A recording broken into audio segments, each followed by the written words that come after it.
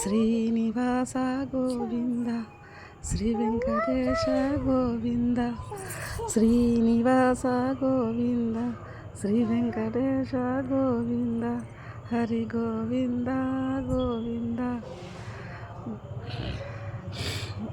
స్వామి వారి దర్శనం మాకు బాగా అయింది తిరుమలలో.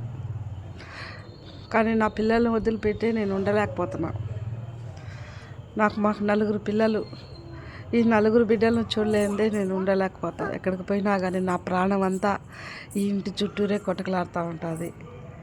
ఎవరిని చూసినా నా చిన్నపిల్లలు నా పిల్లలే గుర్తుకొస్తారు నాకు అక్కడ.